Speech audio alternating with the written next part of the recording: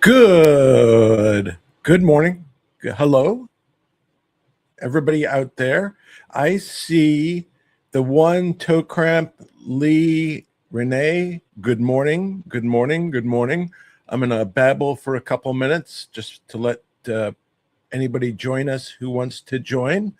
And then if they don't want to join, they don't want to join, we'll just go forward. So today, what I intend to do is to tell you some bad jokes from Claude, and I had a different experience with Claude today, and then kind of go through the response that I filed this morning to the July 17th, 2026 Receivers Consolidated Report that was submitted to the new court. So if you don't know, this case got moved from Judge Williams to Judge Hardy, and the next hearing and first hearing before Judge Hardy is a status conference, which is set for August 6th. And I filed a brief, I don't know, 2 weeks ago or so, maybe slightly more, where I tried to kind of bring the court up to speed a little bit. And then I spoke about the audit issue and the issue about capitalization. And I think I did a live stream on it, of course, afterwards. And I predicted that I expect some type of response. A few days later, I think it was July 17th is the date, the receiver filed their July 17th consolidated report, which dealt with, surprisingly, the status of the audit, a capital, let's say an additive transaction to the company, and a bunch of other stuff. So I looked at that and something jumped out at me that concerned me. And I did a bunch of some investigation, checked around, decided to file a response, which I did this morning, which I will go through and kind of will talk about the points and what kind of got me concerned or got my attention, etc. So that's kind of the game plan. Before I start, so I ask, as we know, the most important function of Claude from Anthropic is joke telling, and we're trying to train Claude with instructions to be a better joke teller. Now, today I didn't even know this function existed, but somebody, maybe it's a new function, somebody spoke to me from Claude. So it was a guy with an English accent. So we're having a conversation about me asking him to generate some jokes, and he would respond. It was pretty funny with an English accent. So I thought it was an interesting experience. The first time I actually had a discussion with Claude, which was kind of interesting, about jokes. And there's a company called Situational Awareness, and a guy named Leopold, who I think he came from Anthropic, and he opened up his own hedge fund, I guess in 2024. It was about 250 million. And I don't think he had a financial background per se. He's just a smart kid. He rose that in 2025 or through 2025 to 3 billion. And in 2026, through a lot of AI related investments and high leverage, he took that amount under management from 3 billion to 45 billion in 6 months or whatever. An incredible return, but he was at four times leverage, and somehow the market in AI has kind of crashed for the time being. It may have been helped by some entities, maybe on the way down. You know how that goes. Entities that might short heavily and control the market. But anyway, he's on 4-time leverage and apparently lost his ass. Had to sell his public portfolio. And I guess this just happened.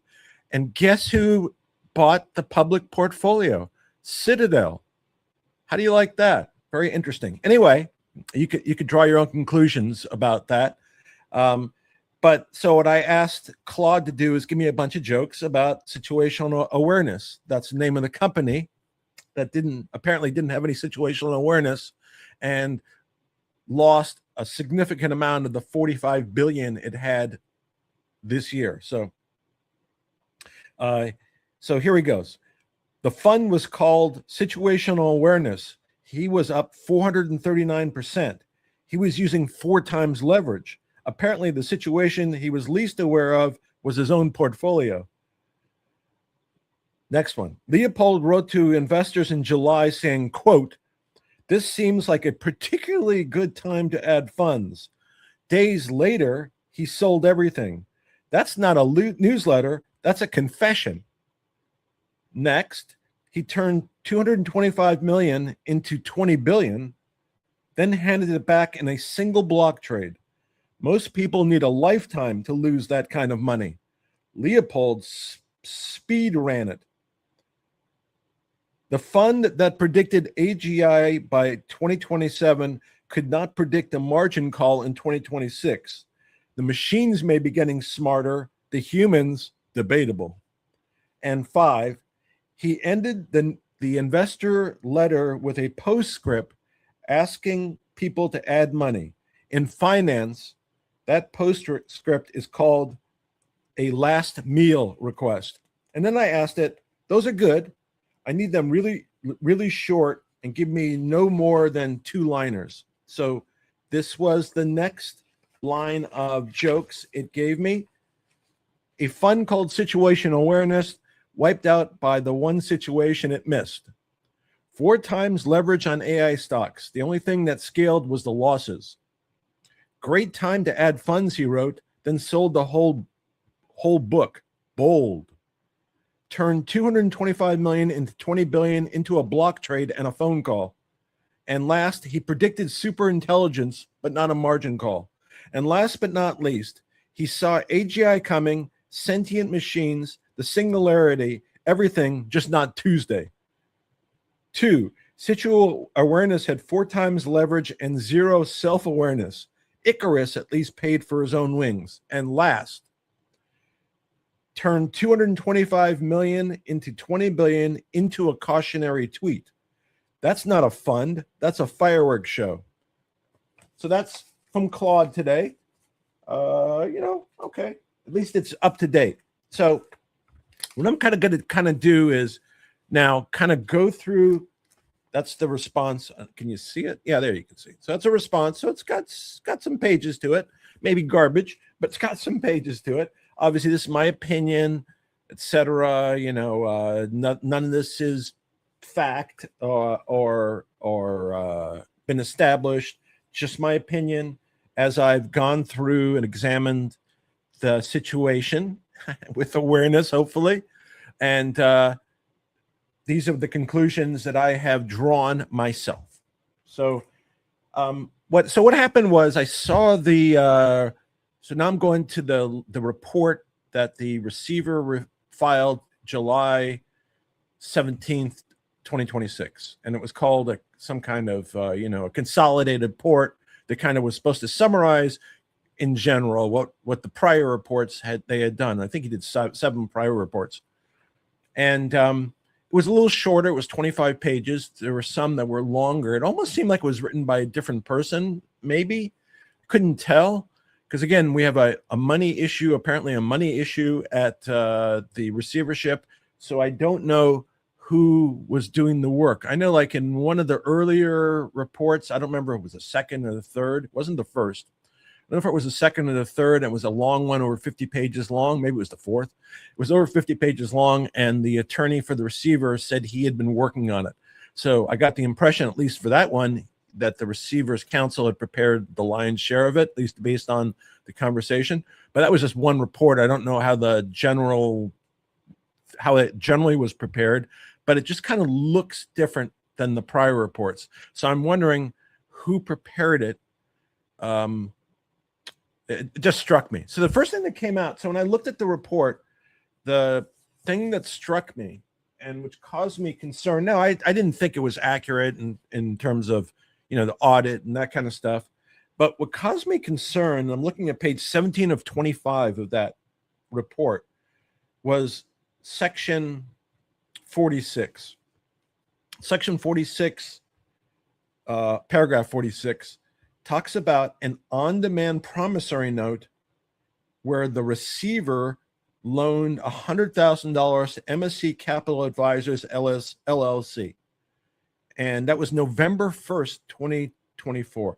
Now, what concerned me about that is I don't understand how the receiver, what's the logic a month after the receivership, when you don't know the financial condition of the company, when money's not plentiful, and obviously now the money would be needed. What would be the logic in loaning money? Also, I didn't think there was enough time to do anything. The order setting up the receivership is September 18th. This is talking about a November 1st loan. It's pretty fast. I don't know where the money came from. But anyway, just because it seemed kind of odd that you'd set up a receivership and before you knew anything, because there had been no completed audits, obviously, and everybody knew that had to be done. So I wondered about that because it didn't make sense. So that's kind of what started me on my journey. I probably would not have taken as close a look but for that, but that's kind of where it started.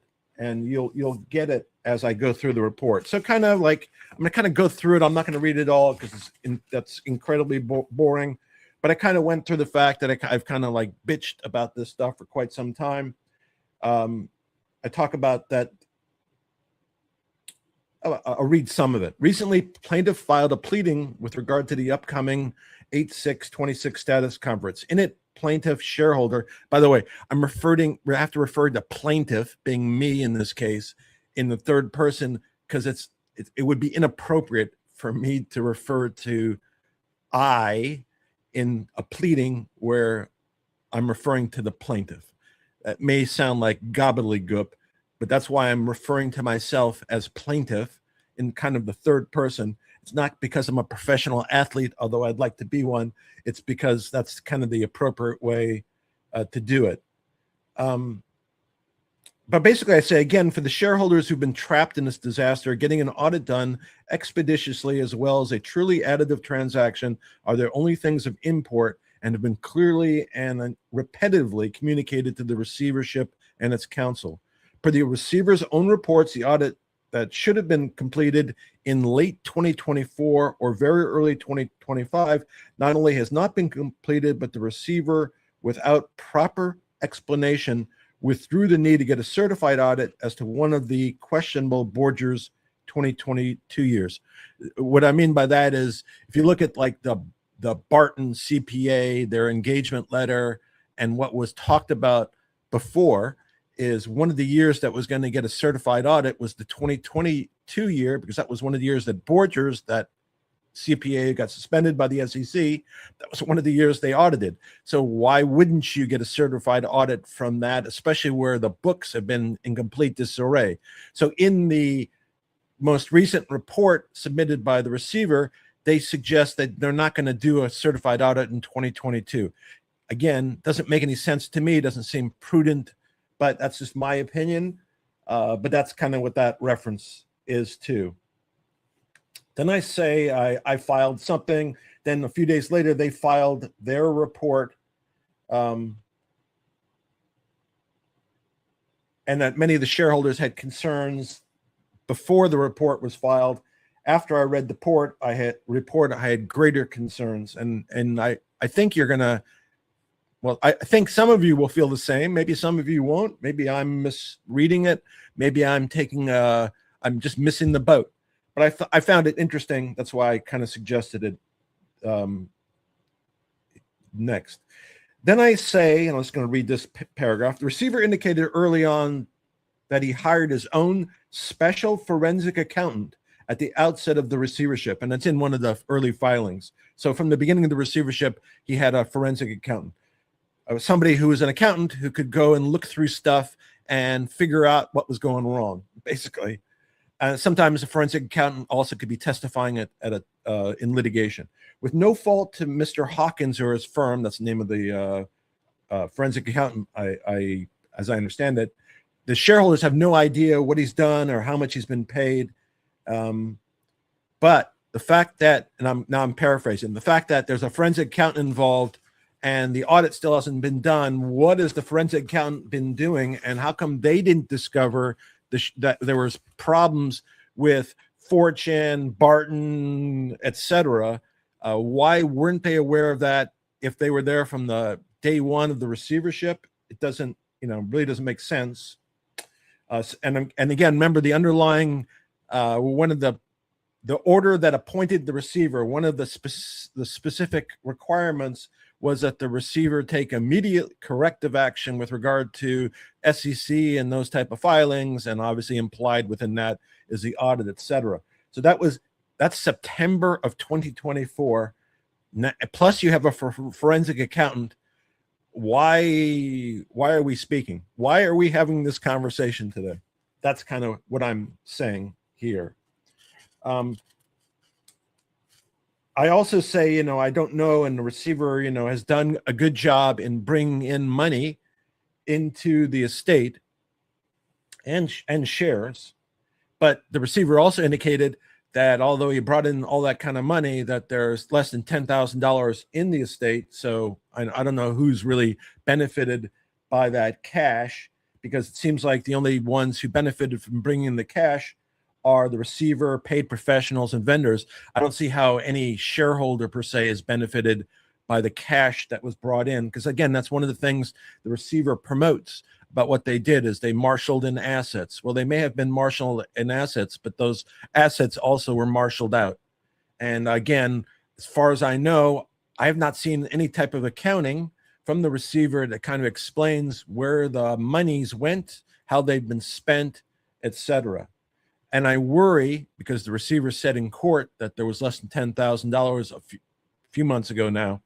I worry that some of the decision-making is based upon the lack of funds that the receivership has. And of course, we'll talk about the loan, but of course, the receivership has been managed by the receiver. So to the extent there's no funds there, who's responsible for that? He asks rhetorically. So basically what I say is, what besides the audit and the other issues I raised before, which got my attention was that July 17th, 2026 report. And then I say, as a preliminary statement regarding, before I get to the report, as a preliminary statement regarding the incomplete audit, although plaintiff's recent filing criticized the audit handling, raising questions, including, now I set forth a bunch of questions that I think I raised in my last filing, but wasn't addressed in the consolidated report about poor judgment in retaining Fortune, despite pushback from shareholders. Fortune was the CPA that was retained by prior management after Borgers was suspended by the SEC. The receiver elected to retain Fortune, even though shareholders, including myself, were pushing back. And eventually they had to fire Fortune because they weren't doing the job. I guess the claim is that they were charged for additional monies that they weren't entitled to. But anyway, about poor judgment and retaining Fortune, the reason why I say that is because a bunch of shareholders were clamoring about it. Why would the new receiver retain the firm retained by prior management that the receiver was objecting to? 2, wrong decision to hire Barton. So they hired Barton. Barton obviously never completed any type of deliverable. They did, and that's clearly didn't finish anything. The reason why I ask, why did they hire Barton? They could have hired like one of the big accounting firms, especially if they had money at that time. They could have hired a big accounting firm to get it done in short order. I remember, by the way, that MMTLP, Nextbridge Hydrocarbons, had Borgers as their auditor too. I remember seeing this, and I looked, and they re-audited, I think, a couple of years, and had it done like in 6 months, maybe off in the time frame. But that's kind of my recollection. Since I was following MMTLP and GTII and was aware of Borgers, I was aware when they completed their audit, and this is a long time ago, we had not even come close to complete the audit, although there were representations that would be done in 30 days, be done soon, all that other stuff. But because Nextbridge did it, I knew that the audit could be completed in a reasonably short time frame. And again, that's got to be like a year ago or more, plus or minus. So anyway, so wrong decision to hire Barton. So part of that is obviously others got their audits done. And I'm sure there were others besides NextBridge that have got it done. But during a hearing in 2026, the receiver talked, this is after, I guess, problems with Barton, they weren't getting it done. The receiver said in court, that he talked about Integrit, I don't even know how to pronounce this name, Integritat, that's how I spell it. It's a company in Boca Raton that apparently they're going to engage to do the audit, but he spoke about, and he talked about the fact that in the sequence he presented it, he didn't say it in these words, but he talked about a time where he had been doing business with this firm. They were great. He had a great relationship with them. They could do the work, etc. And the time he was referring to was prior to the time that Barton was hired by him. So my question, besides, everything is, why not a large auditor or somebody that actually could do the job? And I ask later, why not hire Integritat if you had a great relationship with them and knew about them before Barton?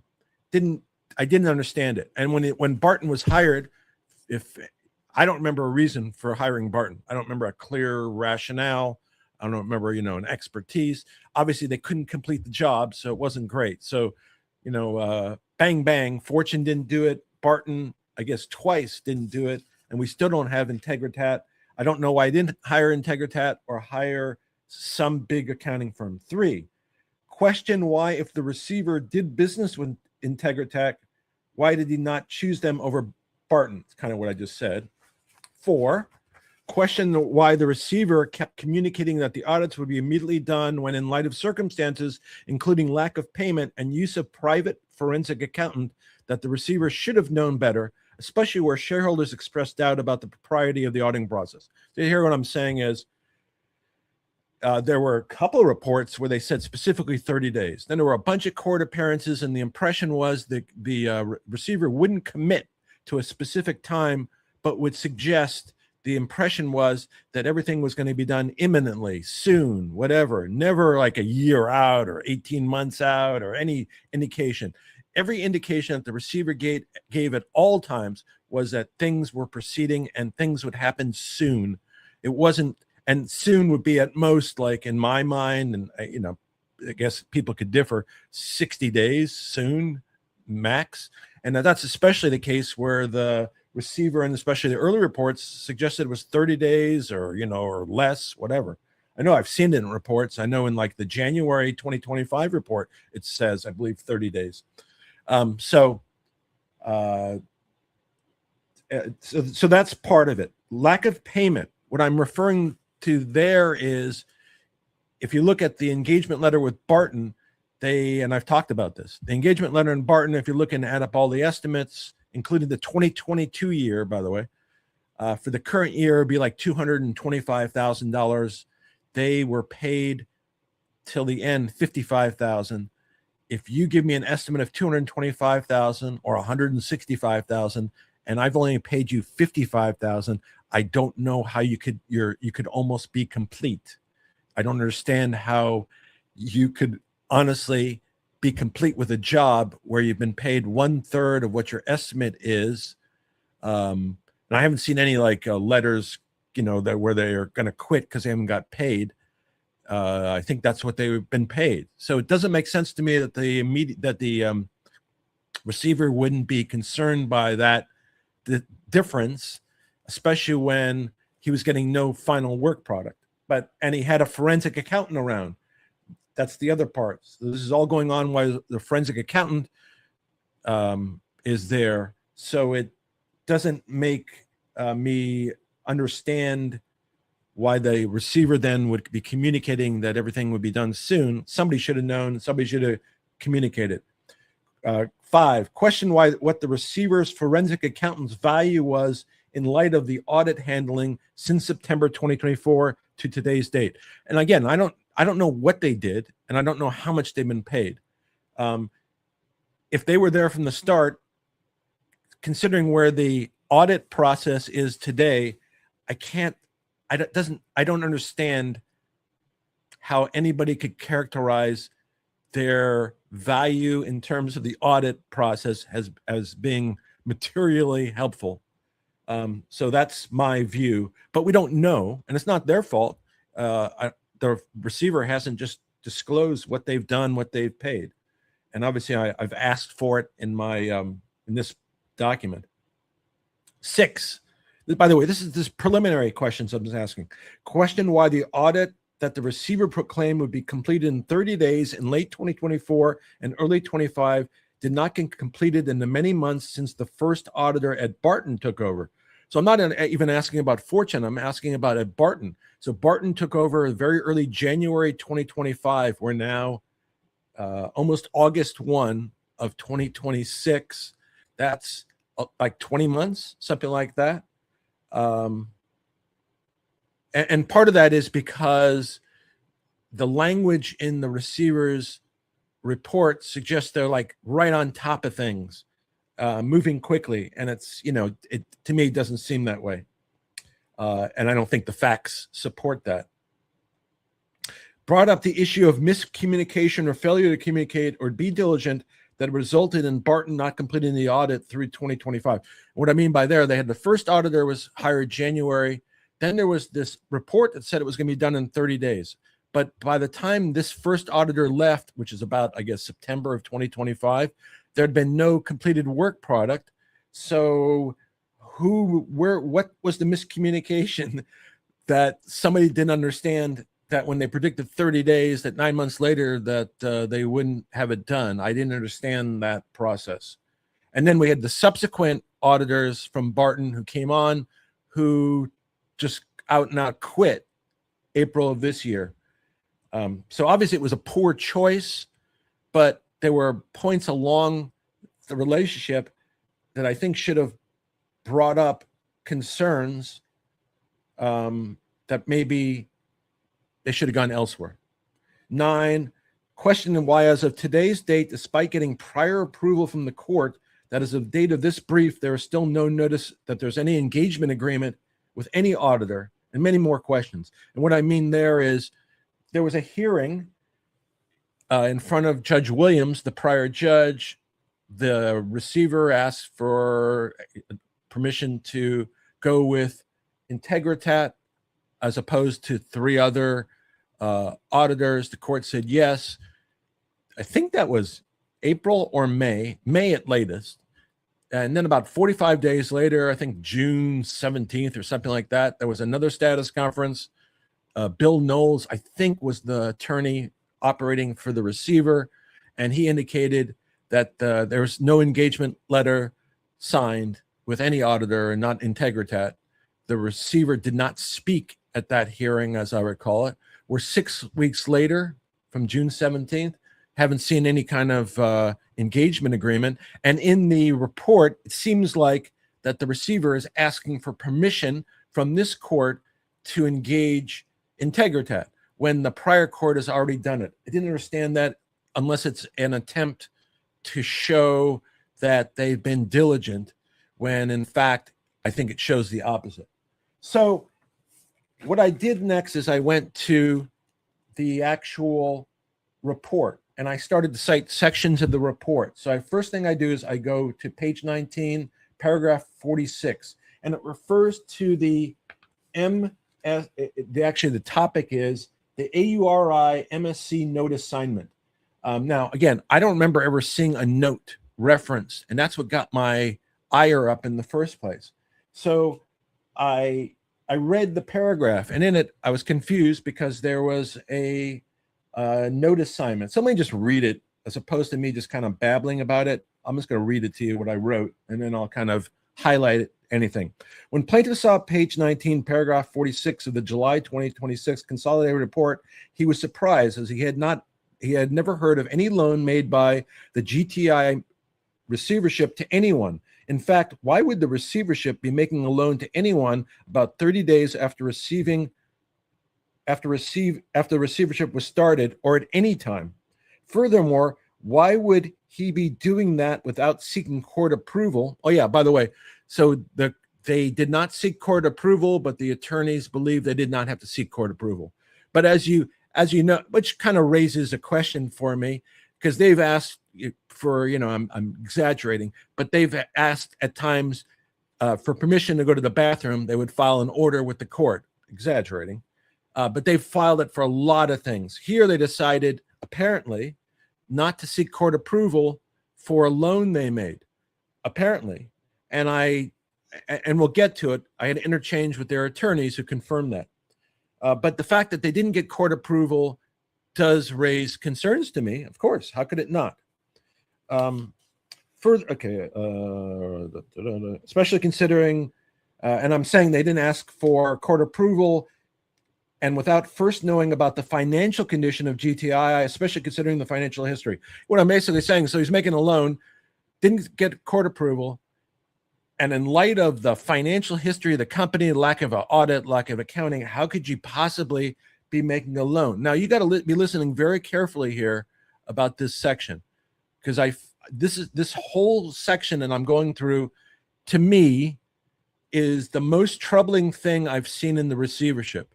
And it's not what I'm talking about now, but I want you to listen very carefully, because you'll understand it when I'm saying it. Just my opinion, I could be wrong. It all may be explainable, but when I saw this, it really it threw me for a loop. So it made no sense for assorted reasons to me. Plaintiff, me, found it suspect and started to investigate. So that's really what happened. So what did I do?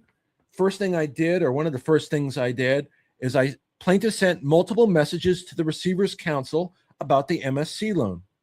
So what I literally did, I contacted the receiver's counsel. I think it was on a weekend. He responded pretty promptly. I have to give him credit for that. And I basically said, or more than basically, is did the receiver seek court approval for the MSC loan?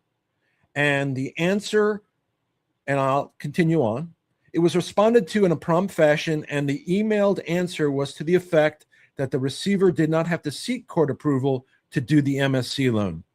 And I attached a copy of the emails to this document, so they're in there. It's actually to my declaration, which I attach to. So when he says that they didn't have to seek court approval, that doesn't make me feel any better. And I say the response did not alleviate plaintiff's concerns and did not address the prudence of doing a loan at all, especially so early in the receivership and before the financial condition of the estate was known. It still did not seem prudent or make any sense.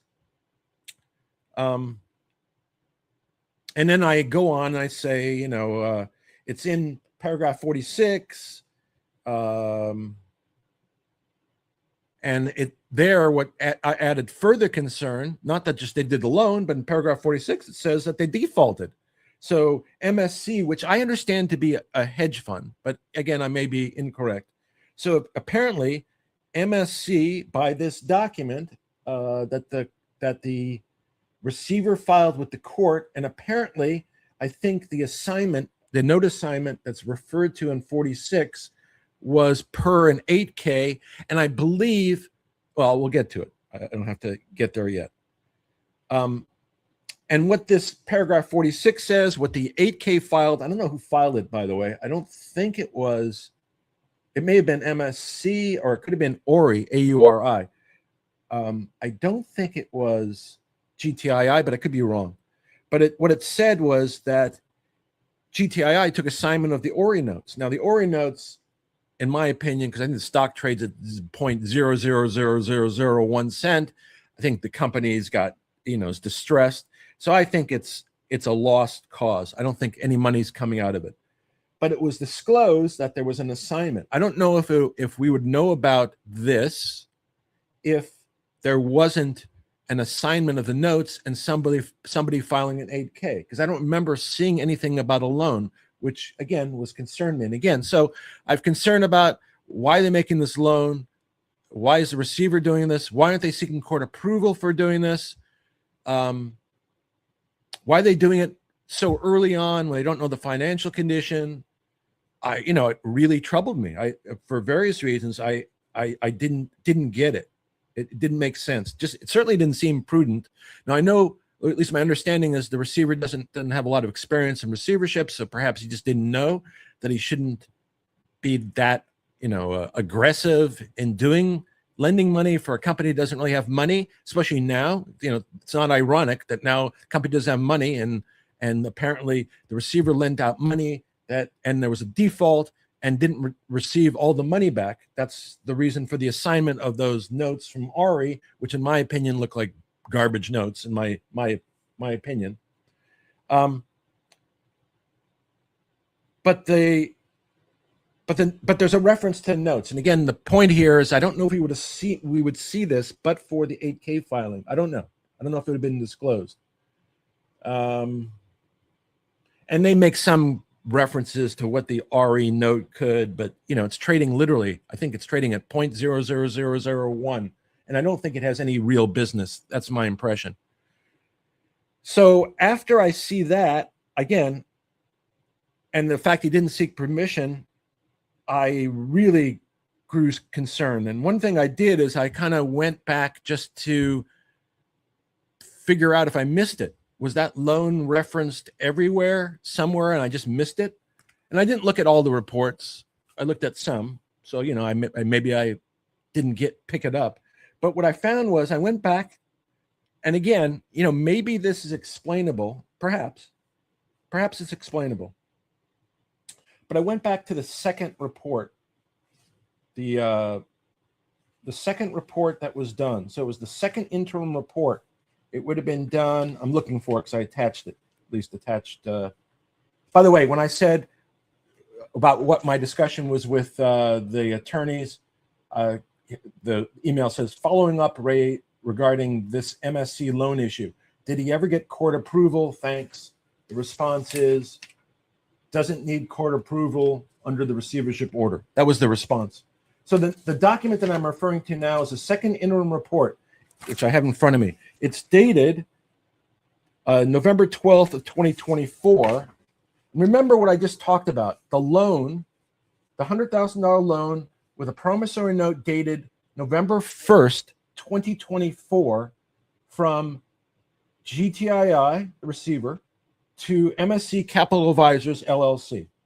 And I stumbled upon on page 5 of 33.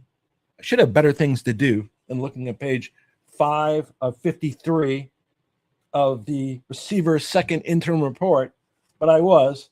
And paragraph 10,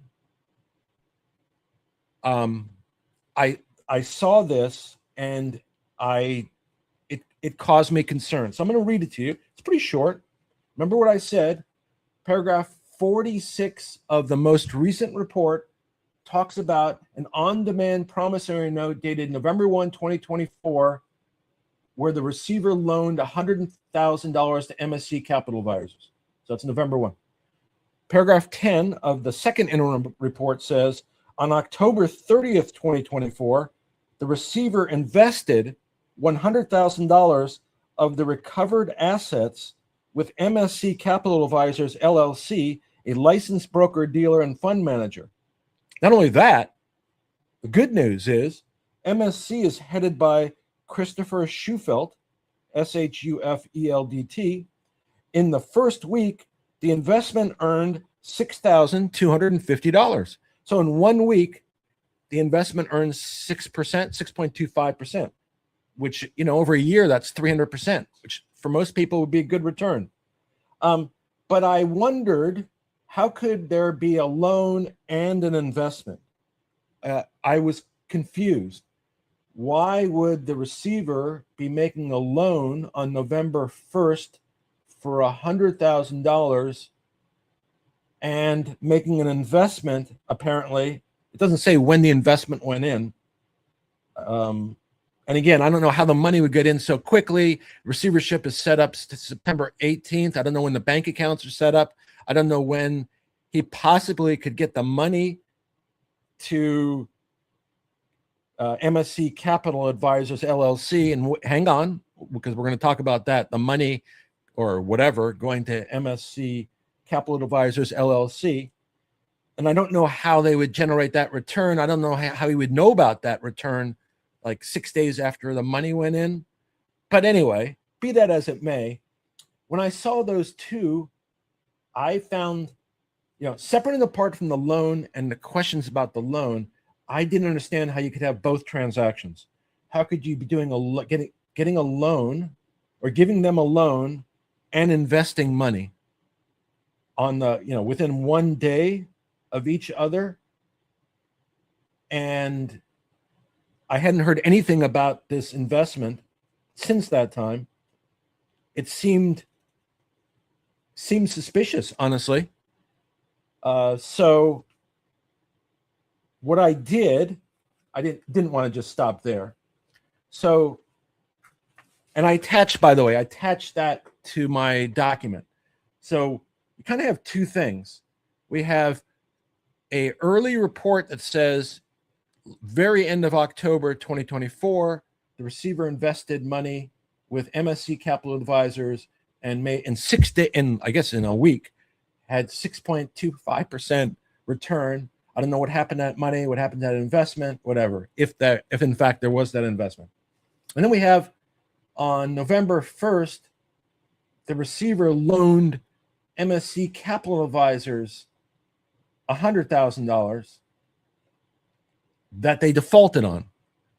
I don't understand how you could have, on one hand, an investment and on the other hand, a default. To me, it sounds like the same transaction, but at least one of them sounds kind of inappropriate. And the other one, the return sounds unbelievable.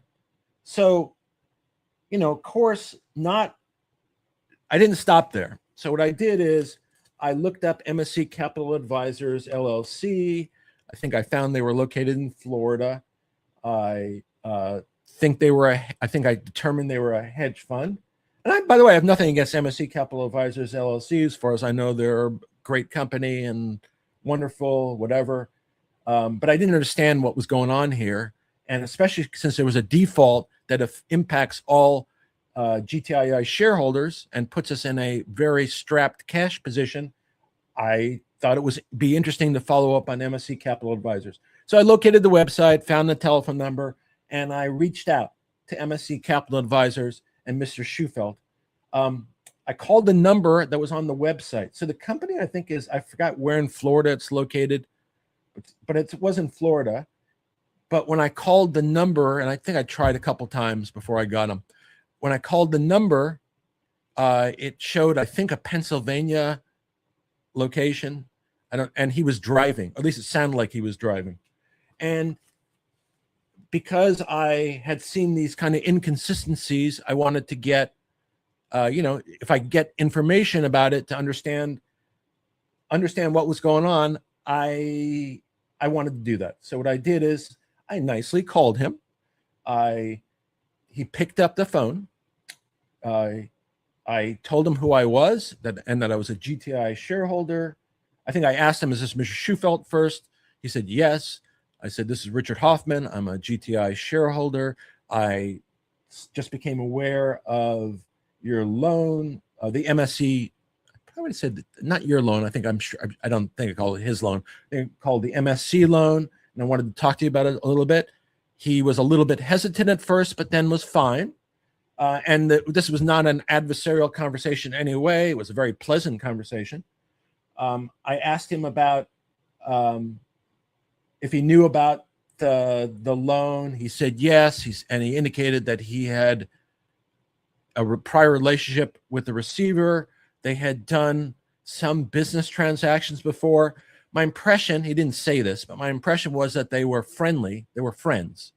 Not just business associates, but they were friends.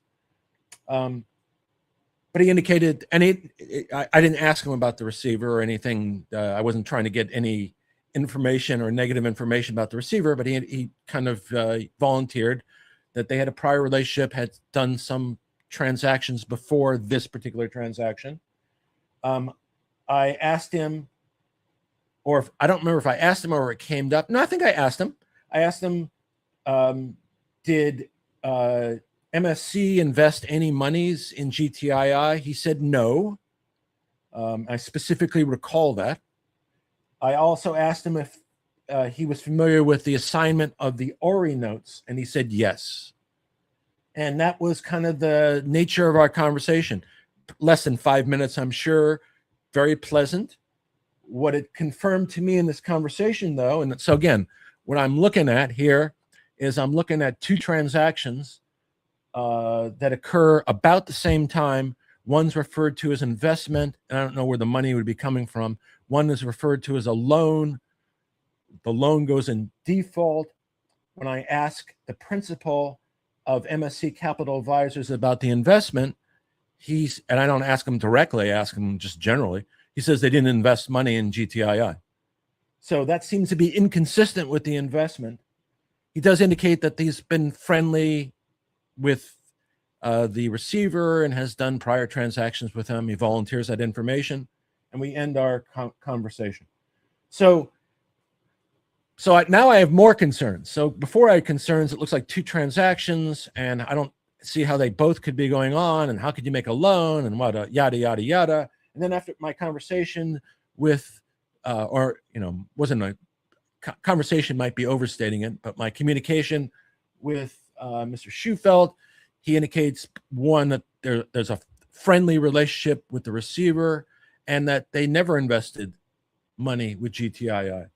So even though I was suspicious when I went back and looked at it about the return, if there's no investment, then I don't know where that return came from. I mean, I haven't seen any documents, whatever. Maybe Mr. Schufelt misspoke. Anything's possible. But, after the conversation and after seeing the conflict, at least to me, the contradiction between the two transactions, and after Mr. Schufelt indicating to me that there had been no investment in GTII, makes me wonder. I'm just going to leave it at that. Again, maybe he misspoke, whatever, but it makes you wonder, makes you question how you could do both, and why not, and what about the investment? What about the loan? Why not get court approval? There's a lot of issues you can ask, and I kind of asked most of them in this current document. Oh yeah, by the way, I probably should have I buried the lead a little bit.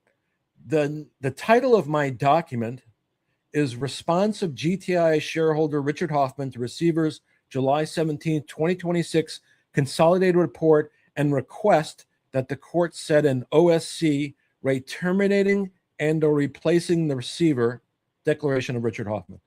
So that's what I'm asking. So I'm not only responding, I'm asking the court to set a hearing to decide whether the receiver should be terminated. And what I'm using is not just the audit stuff and whatever. I'm using kind of what we just talked about. That seems hard to reconcile without the comments of Mr. Schufelt, even if there was an investment. But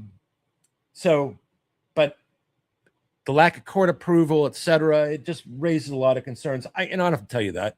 You could draw your own conclusions. I've laid it out to the court. It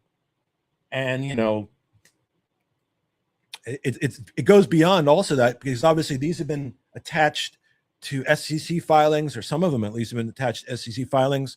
So if they're inaccurate filings, you can imagine that raises all kinds of other issues. Page 16.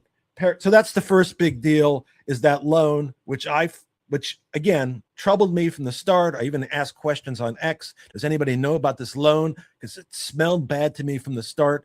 And as I continued on, it smells worse as we go on.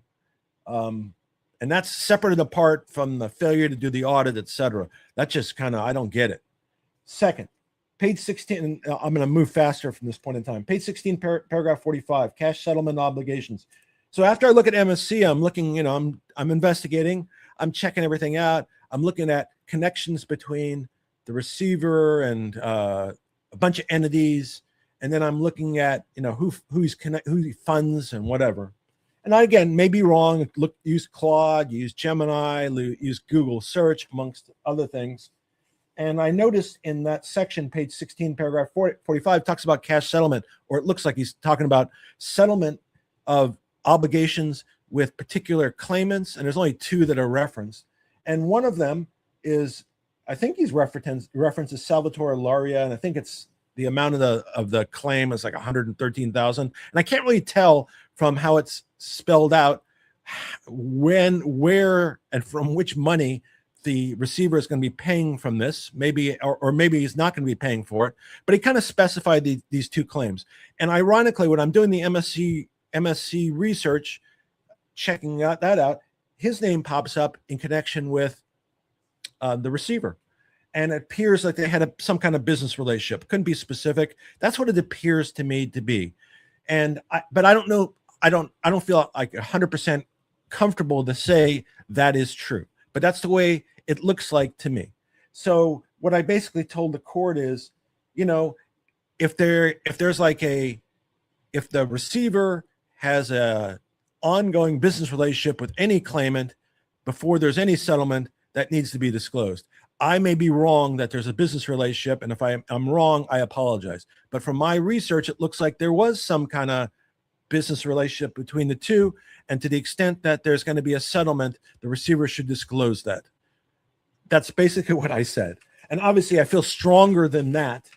But you know, about kind of, because it goes back to the first issue, a friendly loan or a deposit, I can't tell, was the MSC transaction. This about the settlement of claims, because this is money would come out of GTII in some fashion.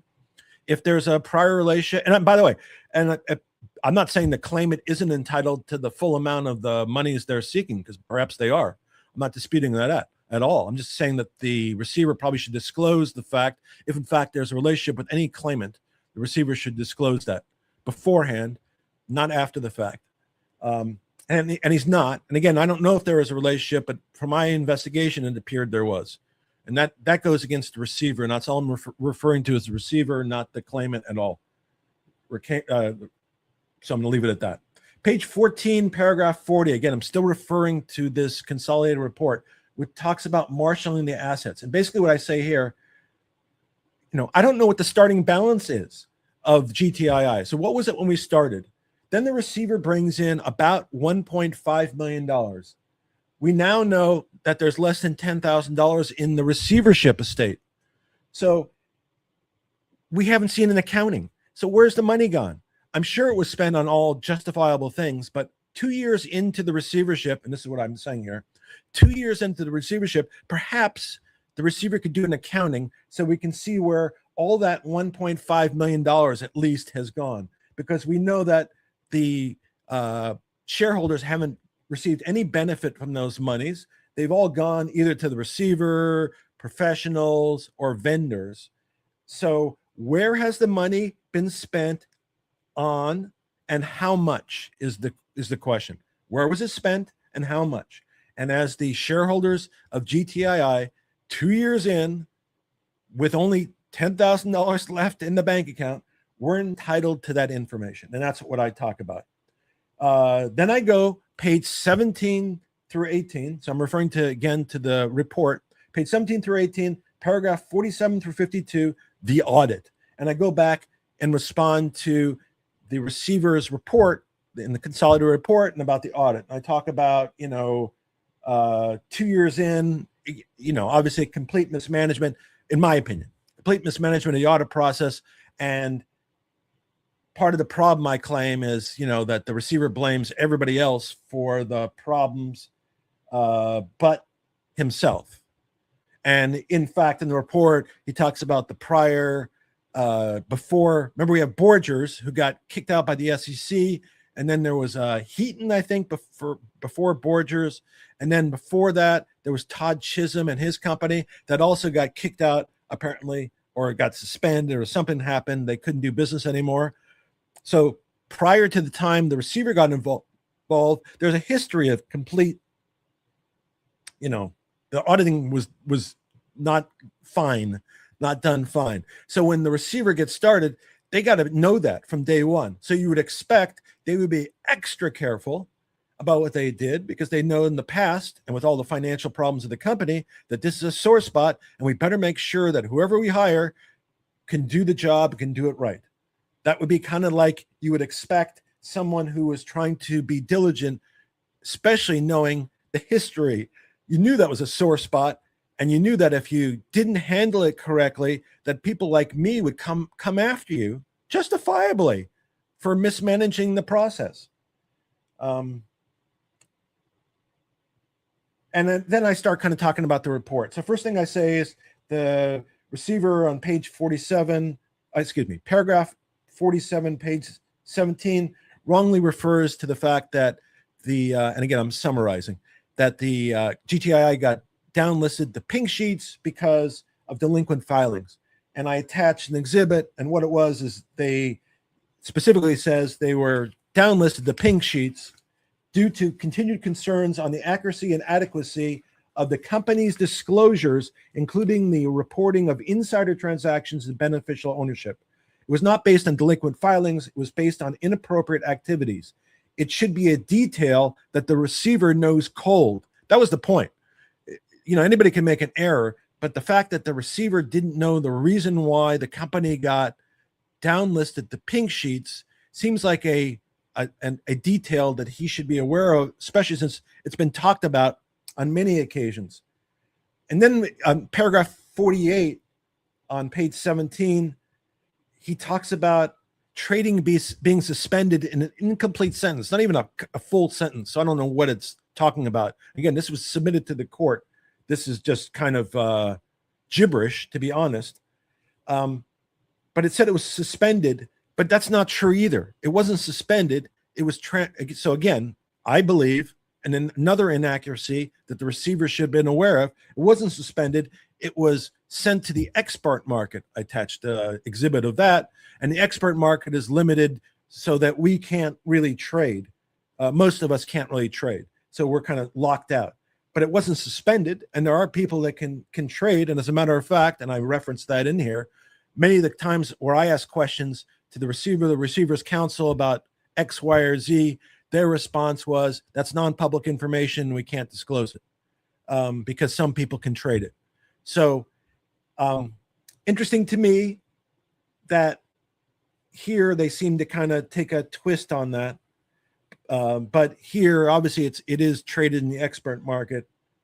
And what struck me also is in the July 17th consolidated report, the receiver talks about those three, opportunities for buying, three transactions, potential transactions.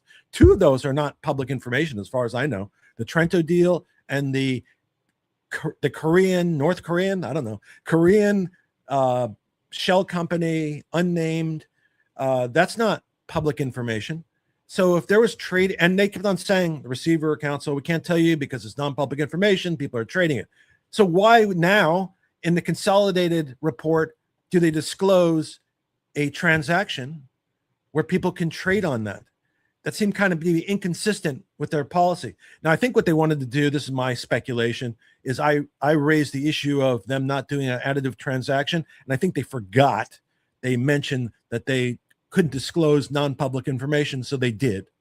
And I think they were just trying to be responsive to me.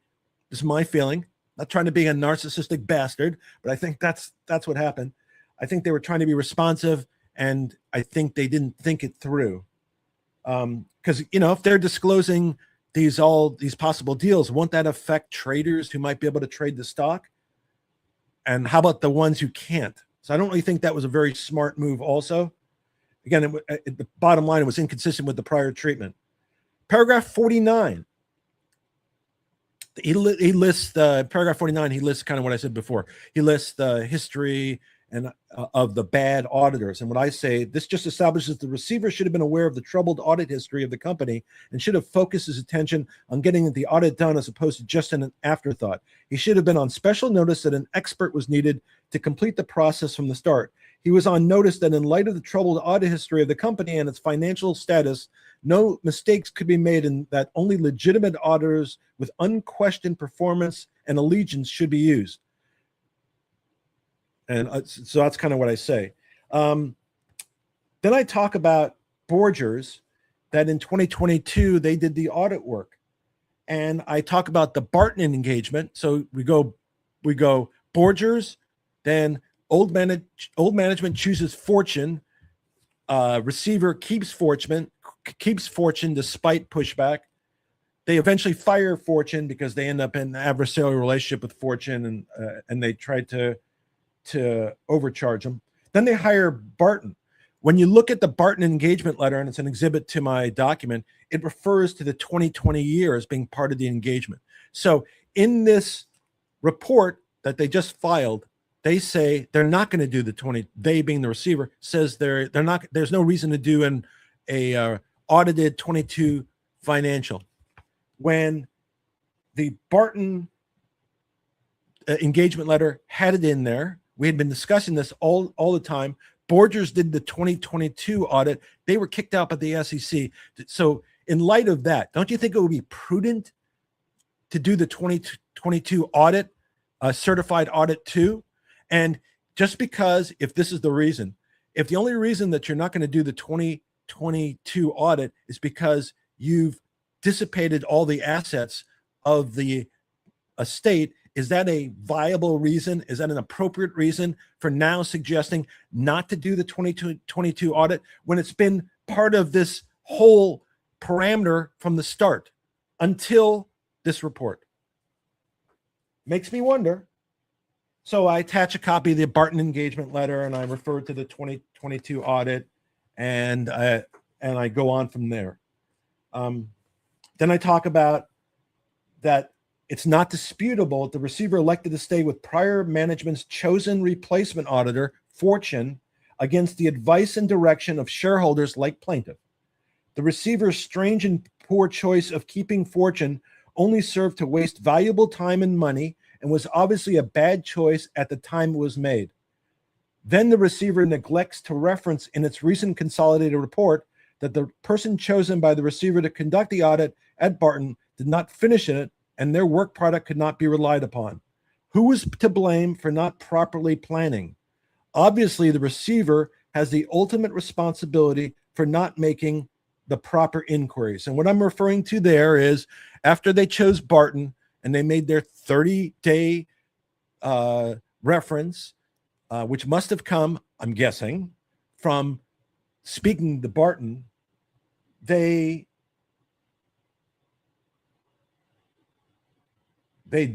whatever. I'm talking about, actually, let me back up. I was referring to Fortune. So let me first refer to Fortune, and then I'll go to Barton. So Fortune was, they had been bitching about prior management. That's why the receivers established, yet they decide to stay with Fortune. Fortune ends up being a cluster F, as you can imagine. Then they go to Barton. And to this point, Barton has not delivered any finished deliverables. And now we're about 20 months in since they were hired in the beginning of January 2025. They obviously ceased being involved middle of April 2026, but no deliverables at all. I talk about, and by the way, so the Barton was hired. The receiver apparently got information that they're going to complete in 30 days. They didn't. The first auditor couldn't complete the task. I don't know whose fault that is, who didn't understand the task, who didn't communicate the task, but she couldn't complete the task in the time frame she had, even though, again, it was represented it was going to be done in 30 days. They had to bring in the second group of auditors, wasted a bunch more time, and then they quit. That's kind of the history. The receiver in his paper didn't talk about the time where he testified in court about Integritat. So this is the company in Boca Raton, I think, that I guess they're going to hire. And in court, he talked about with glowing recommendations about them. And the time frame he referenced in court, and this is after we have problems with Barton. This is probably like April. I think it's about April of 2026, plus or minus. Barton's in trouble. The receiver is kind of trying to save face. So he references this Integritat company, which he says he's been doing, and again, words to the effect, he's been doing business with them for over 2 years. They do a great job. They have a great relationship, etc., which made me wonder, and it still makes me wonder, and I'm asking the court the same question, is if they had that belief, and this is before Barton was chosen, and I don't remember a specific reason why Barton was chosen, why not use Integritat or a big firm? Why use Barton? Why use Fortune? You said you had a great relationship. Kind of led it to believe also that it would be easy getting an engagement letter done, easy doing business with them, etc. They had such a good relationship.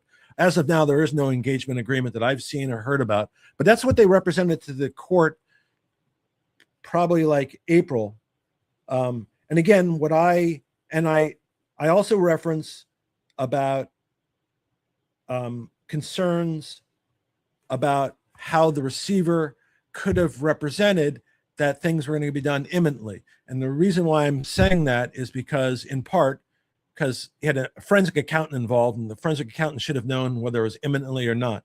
But the other part was with Barton, if you look at all the estimates, it's about $225,000. They'd been paid $55,000.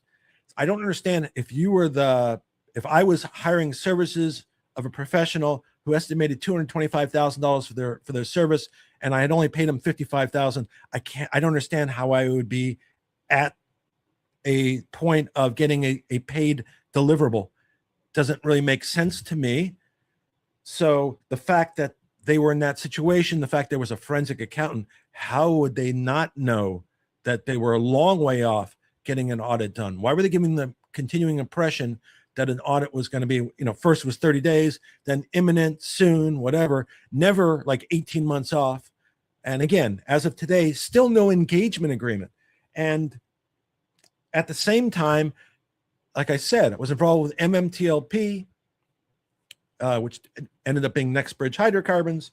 And for some reason, I became aware of the fact that Borgers did their audits.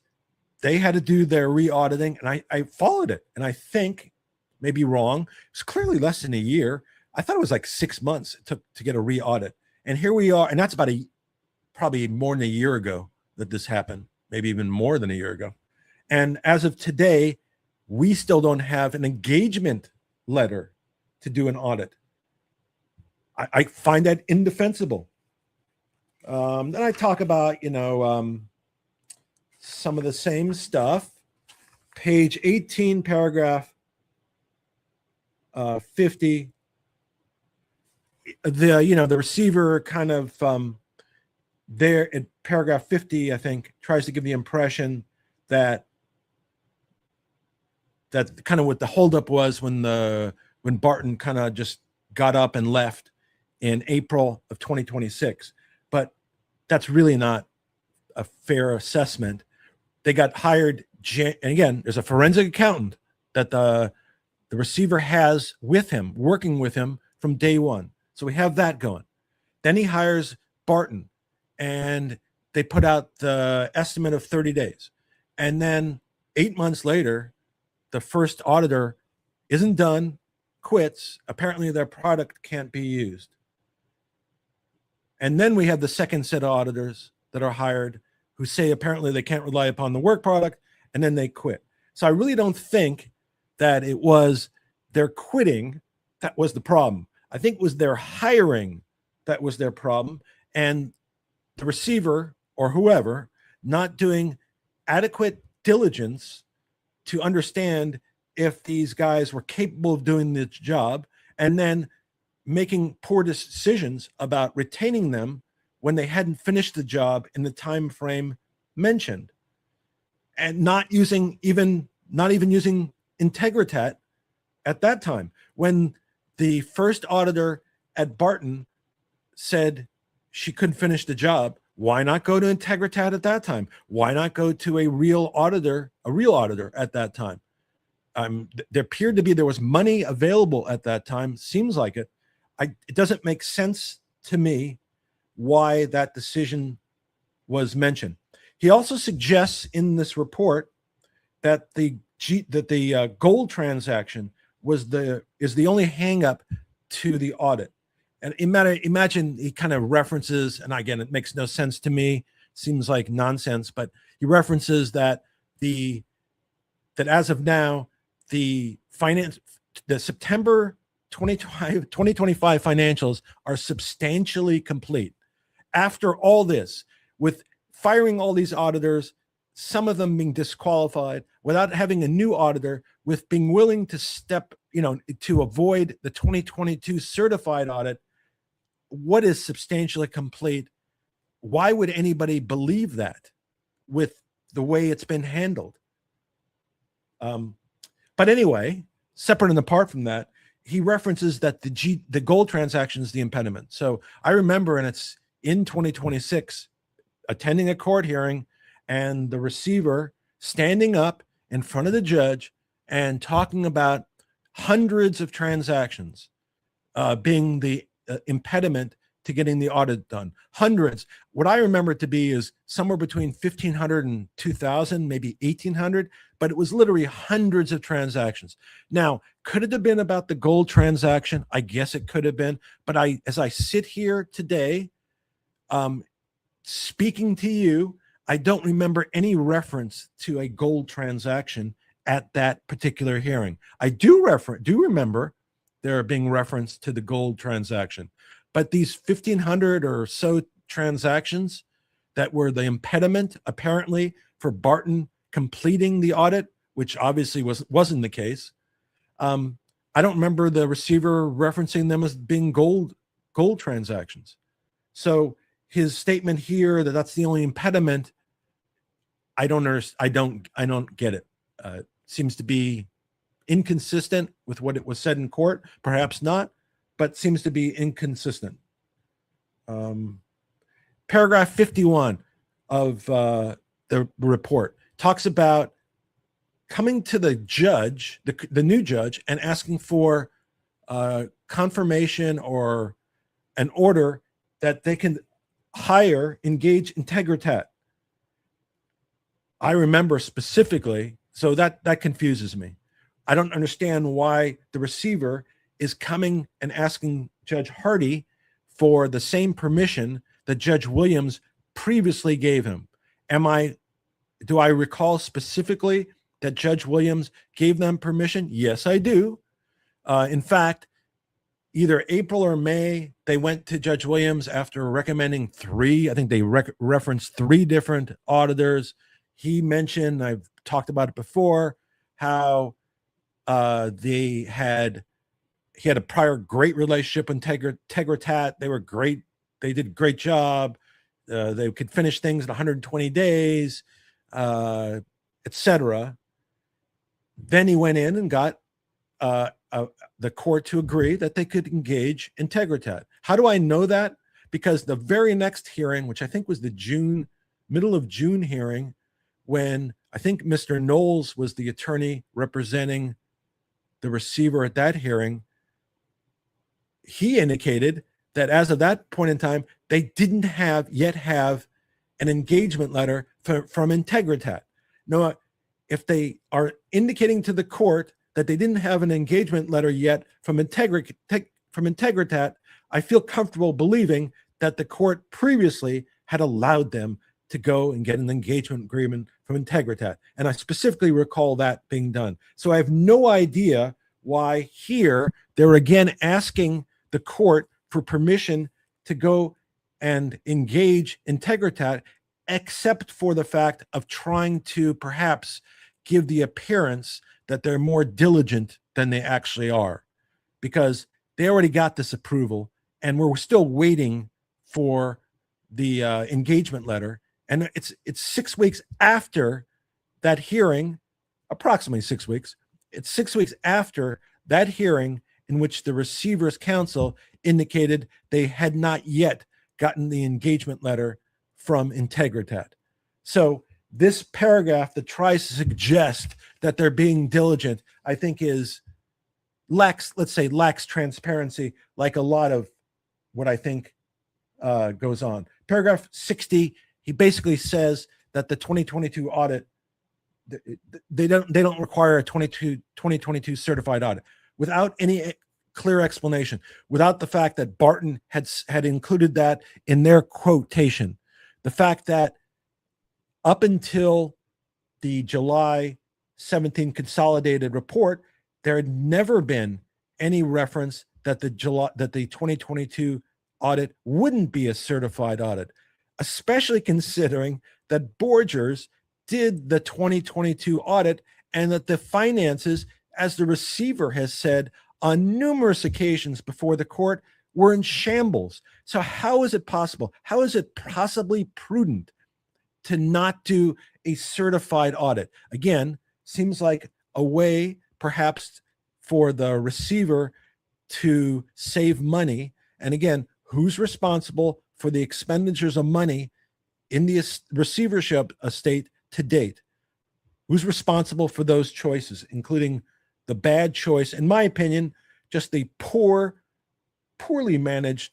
I don't know how you possibly can argue that the audit process has not been poorly managed. I mean, you might be able to say that all these individual auditors also screwed up, but the fact that you, with a forensic accountant and with shareholders clamoring about the audit, couldn't figure this out, again, makes no sense. And then I reference again that he's had the forensic accountant with him the whole time. It just doesn't make sense. All it does is confirm the mismanagement of the audit process by the receiver. Then I get into the pending deals. So again, one of the things I referenced before is every time there was non-public information, or every time I ask a question that they didn't want to answer, maybe not every time, but often, it seemed like most of the time, I'd ask and they would say they couldn't disclose it because it's non-public information, it's trading, it's a trading.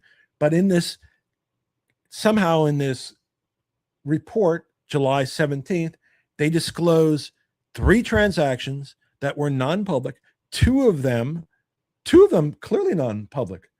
And I talk about that, and I say, seemingly responding to, and again, I'm not trying to be narcissistic, it just seems like that's kind of the order of events. So I'm just kind of reading this because we're near the end. Seemingly responding to plaintiff's critique about the lack of any additive transactions, the receiver, page 61 through 60, paragraph 61 through 63, asserts 3 purported deals as evidence of his efforts. The AI Versity deal has been dead for many months. Even the summary provided by the receiver suggests that, and Mr. Forrester has openly stated he has not heard from the receiver in many months. As to the newly described Trento deal, the receiver, although plaintiff was told by others that in meetings the receiver in effect approved the evidence of proof of funds, the receiver is now asserting some vagaries about proof of funds. What is the issue? Why can't the proof of funds be verified directly with a financial institution? My understanding, and I'm going to go, after I read this to you, I'm going to kind of go through this a little bit. My understanding is that the Trento Group has been in negotiations with the receiver for many months, and that Trento did not feel that the receiver has been helpful in getting a deal done. So plaintiff's impression is that the Trento people would say that the receiver has not acted in a manner consistent with someone who wanted to close a deal. That is the very same complaint offered against GTII during the David Reichman days, acting like one wants to do a deal when for some undisclosed reason you do not want to. So let me go back through that. So how do I know about the Trento deal? I know about the Trento deal because I was told about the Trento deal. I didn't talk about the Trento deal because it wasn't public. So why would you talk about it publicly? I don't understand why the receiver is talking about the Trento deal publicly when they also indicated this stock is trading on the expert market. I think they even say it's trading more easily than the expert market. But why, if before they were claiming non-public information could not be disclosed because it could be traded upon by limited shareholders, are they disclosing this information? As to the proof of funds, I was told that. So what I was told by Trento people is that in meetings involving the receiver, where he was asked if the evidence of proof of funds, and again, I wasn't there, so I don't know if any of this is true and correct, but this is what I was told, that in meetings in which and I guess they've been meeting, apparently been in negotiations for months, many months, 6 months, 7 months. So in meetings when the proof of funds, so the issue of proof of funds is, and again, I'm not certain as the specifics, but part of the deal would have $2.5 million. At least part of the deal, as I understand it, would initially $2.5 million would come into the coffers of GTII and be able to do whatever it needs to. And then down the road, depending on circumstances, additional funding would come in, shares would be traded, et cetera. That's kind of the understanding. So the issue came down, and this is what's referenced in the report, was that $2.5 million proof of funds. I think I've seen a document, at least one document, that represents some evidence of proof of funds. I didn't go back, check it out myself, verify it. But I was also told that in meetings involving the receivership and with the receiver, that the information was to the effect, is this sufficient proof of funds, the evidence of proof of funds? And the receiver to the effect said yes. So again, I wasn't there. I don't know what was said, but that's what I'm told. And here it's interesting. And again, I don't know if it's true. So that's what I'm told. And that's what I'm representing. The receiver probably has a different position, because the receiver here is clamoring about problems or issues with regarding the proof of funds. I don't know what the issue is. I don't understand why the receiver, and I suggested this, why the receiver can't just get access to the financial institution and speak to the financial institution or get confirmation directly from the financial institution to verify the proof of funds. So I don't know. And that's the only obstacle I've seen raised by the receiver in his report, was the proof of funds. So the fact that I'm told that he at one point in time okayed the evidence of proof of funds, the fact that I've seen some evidence, I don't know if it's accurate or not, of proof of funds, makes me wonder. Again, a lot of due diligence on the part of the receiver, many months, it seems like. And then which again brings me to item number 3, which again causes me concern. So I'm going to go read it a little bit, which brings us to number 3, the unnamed Korean holding company. Excuse me. So on one hand, the receiver spent many months on 2 deals, with the current Trento deal being in limbo, being due to some ambiguous objection to proof of funds, and the receiver's stated concerns about due diligence and proper documentation. Mysteriously and completely inconsistent with the manner he has proceeded with the other transactions, without a name or business, without any written term sheet, let alone any agreement, non-binding, without any disclosure of a business type, the receiver is promoting the oral deal as the one to do. How are we to take this entirely undocumented expression as a serious proposal? The fact that the receiver is now pushing this undocumented transaction makes you question his actions. Is he pushing the oral Korean deal because now the only way the receiver thinks he can get the audit done is by giving away GTII? That was a question. The fact that the receiver favors a non-described oral non-binding deal with a non-described entity so he doesn't have to locate the dollars to complete the audit is not a defensible reason. If the receiver has wasted shareholder money, it is not the shareholders who should bear the burden. The receiver's lack of experience is no excuse. The fact that the receiver has the audacity to come out in support of a non-binding oral agreement with an unnamed Korean company who may not even be able to be traded in the US raises further concerns about the receiver's decision-making. Conclusion: in light of the above, plaintiff GTII shareholder requests that the court set a hearing at which time the court should set an order to show cause whether the current receiver should remain or whether other alterations should be made in the receivership. And then I go through and I have a declaration that kind of attaches the exhibits I referenced, talks about kind of some of the same stuff that I mentioned, and goes from there. I'm not going to belabor the point. The new judge, since it was filed this morning, I expect the new judge will have an opportunity to review this.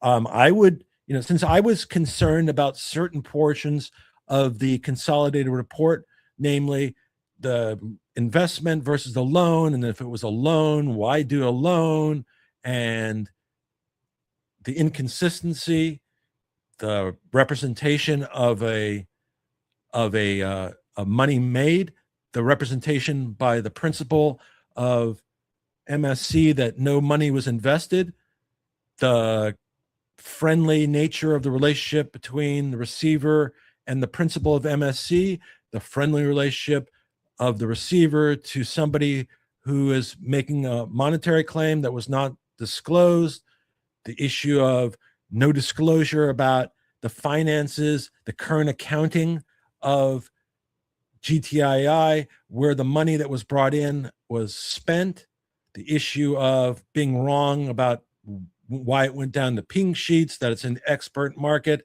the inconsistency about not disclosing non-private information, making it public, using that in the past, and now disclosing the multiple deals, the history of the problems with the audit, even with a forensic accountant who we don't know what he did, how much he was paid. We don't understand the logic behind hiring and retaining some of the auditors and why they haven't got a new audit letter out, the logic behind the transactions, why would he go with the third deal that might not even be able to trade it in the US, that's oral, non-binding? Is it an issue straight of cash that doesn't have the cash? What happened to all the cash? These are all questions that are raised by this report that I've raised in my response that I hope the court will take the time to review and consider. And there's a lot of troubling issues that exist. Perhaps there's viable explanations, but this is all kind of gleamed from what's contained in the most recent report dated July 17th, 2026. I'm looking forward to getting the judge's opinion on if he thinks maybe he thinks all this is nonsense and it's not important and he's not interested in it. I think there are concerns raised that raise certainly red flags that should be reviewed, things that need to be analyzed, stuff that needs to be understood, things that need to be explained. And again, maybe they all are explainable. Maybe all this stuff can be explained, but as of now, it seems like a big mess. And the last report seemed to add to it. So with that, I'm going to leave you there. There may be, perhaps there are going to be additional filings by the receiver prior to the hearing. The hearing's on the 6th. I don't know. Maybe after seeing this document, you out there, maybe you'll file something. Maybe somebody else will file it. The original plaintiff's attorney, so I was originally in the plaintiff's group, they exist, but they haven't filed anything. They haven't done anything. There was another attorney who represented Renee's group, but unfortunately they've exhausted the finances there. So I'm hoping somebody else, maybe the judge will be convinced by this, and it'll be interesting to see if the receiver files anything in response, and we'll go from there. I'll keep you updated. As I get new information prior to the hearing, I will keep you updated, and we'll go from there. Hope this wasn't too long and boring. I thought it was pretty interesting. Had some, at least in my opinion, had some interesting information, especially with regard to that loan or investment or both or neither. I don't know at this point in time, but I thought it was pretty interesting. And I think the receiver has, as Lucy would say, or as Ricky Ricardo would say, a lot of explaining to do. So anyway, have a great day. Be well. Thanks for hanging out with me today, and we'll see you soon.